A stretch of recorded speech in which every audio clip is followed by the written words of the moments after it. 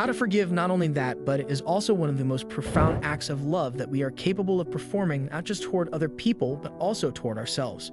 To forgive someone is not as simple as saying, "I forgive you," but rather a more fundamental and transformative process that requires comprehension, emotional release, and frequently sufficient amounts of time. Patience and reflection are required because it requires a number of different emotional layers and psychological modifications during the process. To begin the process of forgiving someone, the first step is to acknowledge the hurt that they have caused. No matter whether it was created by the words or acts of another person or even by mistakes that were done unintentionally, pain is at the root of every offense. This is true regardless of the reasons for the offense. Most of the time, we want to avoid these sensations by either pretending that what happened wasn't that big of a deal or by making an effort to repress the pain that we are experiencing. Both of these strategies are effective. On the other hand, we have slowed down the process of recuperation as a result of our actions. In order to begin the process of forgiving someone, it is necessary for them to acknowledge the suffering that they have endured. To put this another way, this does not imply that you should condone the actions of the person who caused you pain.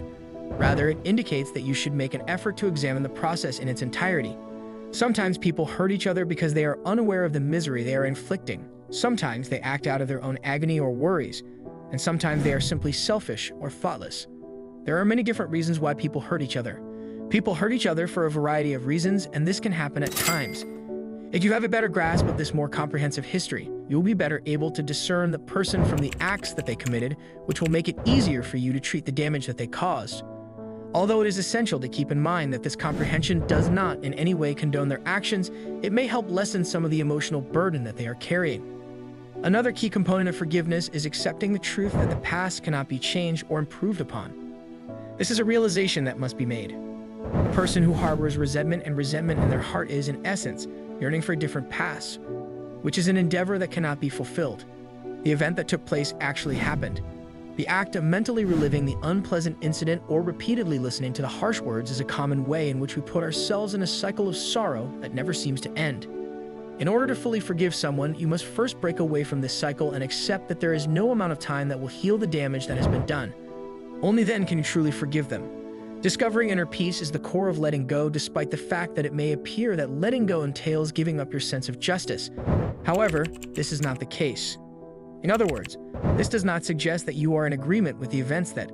The act of letting go of anger is another key component of forgiveness that is essential to the process.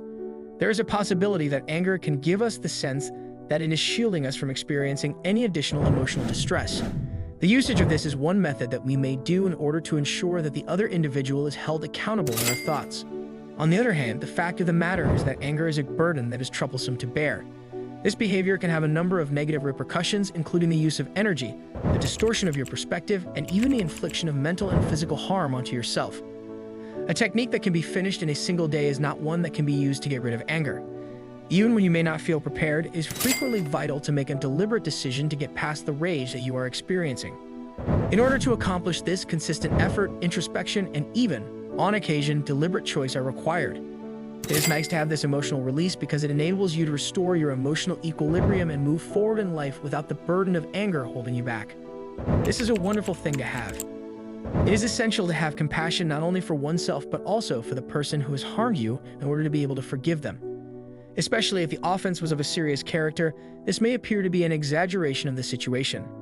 The development of compassion, on the other hand, does not provide one the ability to justify or condone behavior that is damaging to others.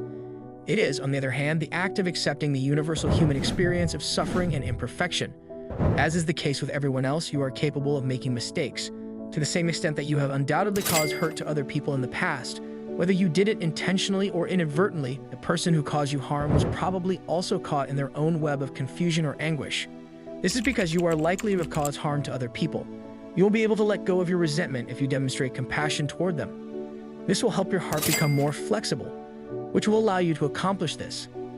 In order to successfully forgive someone, it is necessary to first establish clear boundaries between the two of you. Simply because you have forgiven someone does not mean that you are obligated to let them back into your life in the same manner. This is especially true if the behavior they engaged in was detrimental or destructive. When it comes to protecting oneself from potential harm in the future, it is of the biggest significance. There are situations in which forgiveness and reconciliation are not synonymous with one another. It is possible to forgive someone while at the same time deciding that the best productive course of action is to decrease or eliminate contact with them. This does not mean that forgiveness is impossible. Establishing boundaries enables you to prioritize your own well-being while simultaneously releasing the emotional hold that the past has on you. Being able to do all of these things simultaneously is a significant accomplishment. Forgiveness is a gift that you give to other people, but in reality, it is a gift that you give to yourself just as much as it is to other people. In theory, forgiveness is a gift that you give to other people. You are able to liberate yourself from the emotional shackles that have been imposed on you by the emotions of the past when you forgive someone. One's capacity to fully embrace the present moment is limited when they continue to retain resentment and grudges, as this keeps them tied to the suffering that they have suffered in the past. Whenever you forgive someone or something, you clear space in your life for joy, tranquility, and the introduction of new experiences. After the emotional energy that was previously bound up in anger and pain has been released, it is now available for experiences that are more joyful and fulfilling. This is because the energy has been completely released. There are instances when the demand for patience is overlooked, which is one of the characteristics of forgiveness that is sometimes overlooked. The choice to forgive is not a one-time occurrence, nor is it a switch that can be turned on and off depending on the circumstances. Because it is a journey, there are a lot of challenges that need to be conquered along the way.